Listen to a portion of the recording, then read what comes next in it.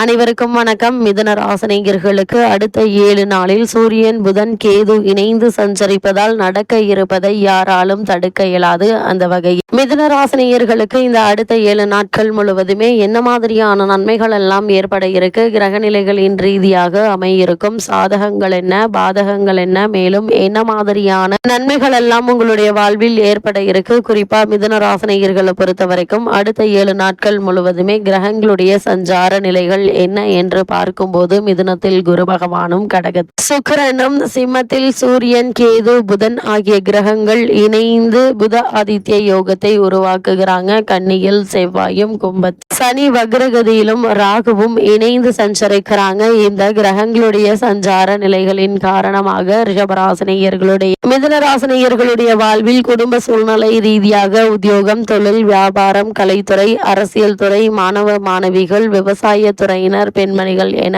அனைவருக்குமே என்ன மாதிரியான நன்மைகள் எல்லாம் உங்களுடைய வாழ்வில் ஏற்பட இருக்கு என்பது குறித்தான முழுமையான பதிவை தான் இந்த வீடியோல நம்ம விரிவா பார்க்க போகிறோம். அந்த வகையில மிதுன ராசியை சேர்ந்த மிருகசுரீஷம் 3ஆம் பாதம் முதல் திருவாதிரை புனர்பூசம் 3ஆம் பாதம் வரை உள்ள நட்சத்திரக்காரர்களுக்கு அடுத்த 7 நாட்கள் முழுவதுமே உங்களுடைய வாழ்வில் என்ன மாதிரியான நன்மைகள் எல்லாம் ஏற்பட இருக்கு என்று பார்க்கும்போது உங்களுடைய ராசிக்கு 3ஆம் இடத்து அதிபதி 3ஆம் இடத்தில் ஆட்சி பெறுவது என்பது அற்புதமான ஒரு அமைப்பு என்று தாங்க சொல்ல வேண்டும். அது உத்தியோக வீரியஸ்தானம் என்பதால் உங்களுடைய எண்ணங்கள் அனைத்துமே வலிமை பெற்று நினைத்த காரியம் நிறைவேறுங்க. 2இல் சுக்கிரன் இருப்பது வலிமையான பொருளாதார அமைப்பை தருங்க. ராசிநாதன் புதன் 2ஆம் இடத்தில் அமர்ந்து அளவற்ற நன்மைகளை செய்வாருங்க. குருவினுடைய பார்வை உங்களுடைய ராசிக்கு 5ஆம் இடத்தில் 7ஆம் இடத்திலும் விழுவதால் நண்பர்களால் ஆதாயம் உண்டு. குடும்பத்தில் கருத்து வேற்றுமை மறையுங்க. அரசாங்க காரியங்கள் சாதகமாக அமைவதற்கான சாத்தியக்கூறுகள் நிறைந்த ஒரு தருணமாக தான் இக்காலகட்டம் அமைஞ்சிருக்குதுங்க. புதிய ஒப்பந்தங்கள் உங்களுக்கு கிடைக்க இருக்குது. கலைஞர்களுக்கு நல்ல வாய்ப்புகள் உண்டுங்க. முக்கியமான பொருட்களை வாங்கும் யோகம் உண்டு. சிலர் வாகனங்கள் மாற்றக்கூடிய வாய்ப்புகளும் இருக்கு. அதாவது பழைய வாகனங்களை கொடுத்துவிட்டு புதிய வாகனம் வாங்குவதற்கான முயற்சியில் மேற்கொண்டு வருபவர்களுக்கு அந்த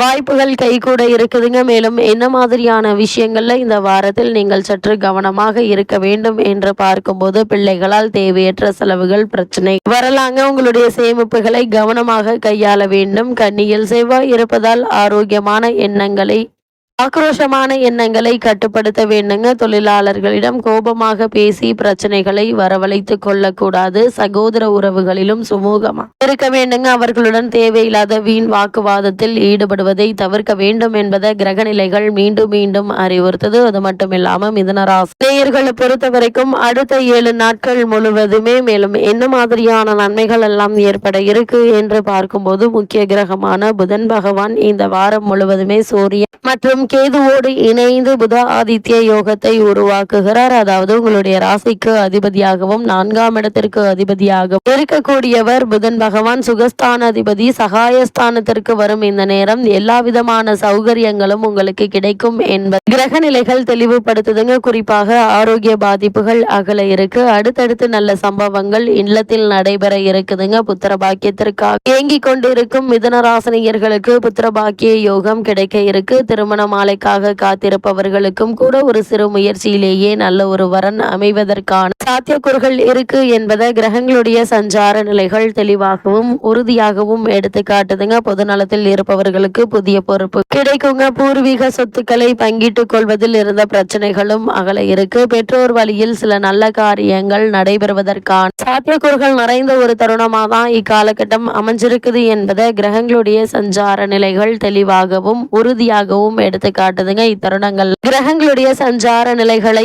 ஆராய்ந்து பார்க்கும் போது உங்களுடைய ராசிநாதனான புதன் உங்களுடைய ராசிக்கு 2ஆம் இடமான தனஸ்தானத்தில் சஞ்சரிக்கிறார். எனவே பணப்பிழக்கம் என்பது நன்றாக இருக்குங்க. குடும்பத்தில் சுபகாரியங்கள் படிப்படியாக நடைபெறுவதற்கான வாய்ப்புகள் அதிகம் இருக்கு. கொடுத்தை வாக்கை காப்பாற்றுவீங்க. தொழிலில் கூடுதல் லாபம் கிடைக்க இருக்கு. ராசியிலேயே குரு சுக்கிர சேர்க்கை இருப்பதால் திடீரென சுபகாரிய பேச்சுக்கள் நல்ல முடிவிற்கு வருங்க. பஞ்சாயத்துக்கள் சாதகமாக முடிவதற்கு பெறுவதற்கான வாய்ப்புகள் இருக்கு. சனி வக்ர இயக்கத்தில் இருப்பதாலும் அதை குரு பார்ப்பதாலும் தாமதப்பட்ட காரியங்கள் தடையின்றி நடைபெற இருக்குதுங்க. பயணங்கள் பலன் தரும் என்பதுல எந்த ஒரு சந்தேகமும் இல்லைங்க. இவ்வளவு நாட்களாக தடைபட்டு வந்த சுப காரியங்கள் தற்போது எளிதாக நடைபெறக்கூடிய ஒரு தருணமாக தான் இந்த வாரம் இருக்கு என்பது கிரகங்களுடைய சஞ்சார நிலைகள் தெளிவாகவும் உறுதியாகவும் எடுத்துக்காட்டுது. அது மட்டும் இல்லாம உங்களுடைய ஜென்ம ராசியில் குரு பகவான் சஞ்சரிப்பதால் வரவை விட செலவுகளே அதிகமாக இருக்குங்க. அதே ஜென்ம ராசியில் சுக்கிரனும் அமர்ந்திருப்பதால் வருமானம் என்பது திருப்திகரமாக நீடிக்கும். கடன் வாங்க வேண்டிய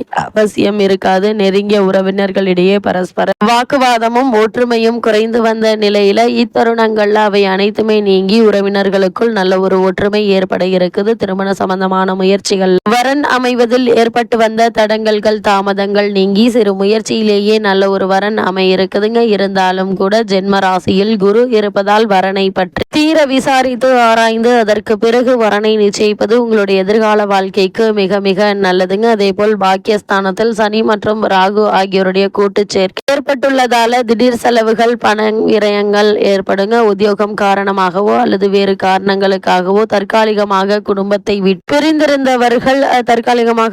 விட்டு பிரிந்திருந்தவர்கள் ஒன்று சேரக்கூடிய ஒரு தருணமா அமையிருக்கு. கணவன் மனைவியிடையே அன்பும் அந்யோன்யமும் அதிகரிக்குங்க. தற்போது உங்களுக்கு நடைபெற்று வரும் தசாபுக்திகள் அனுகூலமாக இருக்கும் பட்சத்தில் பூர்வீக சொத்து ஒன்றை கைவிட்டு போகுங்க. ஆனால் அது ஒரு சொத்தை விற்றுவிட்டு வேறொரு இடத்தில் இதைவிட இன்னும் அதிகமான நிலம் வாங்குவதற்கான வாய்ப்புகள் இருக்குதுங்க. மிதுன ராசியை சேர்ந்த உத்தியோகஸ்தர்களுக்கு அடுத்த 7 நாட்கள் முழுவதுமே மேலும் என்ன மாதிரியான முன்னேற்றங்கள் எல்லாம் ஏற்பட இருக்கு என்று பார்க்கும்போது உத்தியோகத்துறைக்கு அதிபதியான சனி பகவான் ராகுவுடன் இணைந்து கும்பராசியில் சஞ்சரிப்பதால வேலை சுமை சற்று அதிகமாக தான் இருக்கும். இருந்தாலும் நிர்வாகத்தினருடைய பாராட்டுதல்களும் அங்கீகாரமும் கிடைக்க இருக்கு. தற்போது உங்களுக்கு நடைபெற்று வரும் தசாபுக்திகள் சுபபலம் பெற்றிருக்கும் பட்சத்தில் பதவி உயர்வு அல்லது ஊதிய உயர்வு, உத்தியோகத்தில் சில சலுகைகள் ஏதாவது ஒன்று கிடைப்பதற்கான வாய்ப்புகள் இருக்குதுங்க. குறிப்பா தற்காலிக பணியாளர்கள் அவரவரது வேலையில பணி நிரந்தரம் செய்யப்பட இருக்கீங்க என்பதையும் கிரக நிலைகள் தெளிவுபடுத்துது. வெளிநாடு சென்று பணியாற்றி பணம் சேர்க்க வேண்டும் என்ற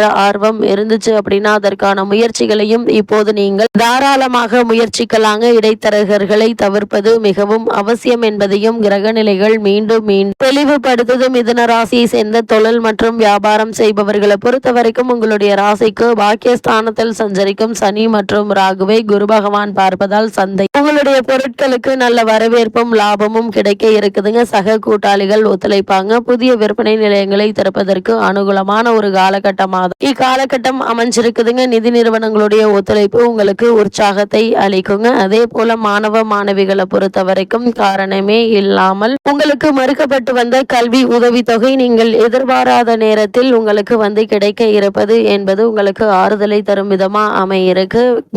மிதுனராசினியர்களை பொறுத்த வரைக்கும் இந்த அடுத்த 7 நாட்கள் முழுவதுமே கிரக நிலைகளின் ரீதியாக கூறப்படும் பரிகாரம் என்ன என்று பார்க்கும்போது ஏழை ஒருவருக்கு அன்னம் அளிப்பது மிகச்சிறந்த பரிகாரம் அமைகிறது. இல்லைனா காலையில் காகத்திற்கு எள் நெய் பருப்பு கலந்த 5 சாத உருளைகள் வைப்பது மிகச்சிறந்த பரிகாரமா அமையும் என்பதை கிரக நிலைகள் தெளிவுபடுத்துது.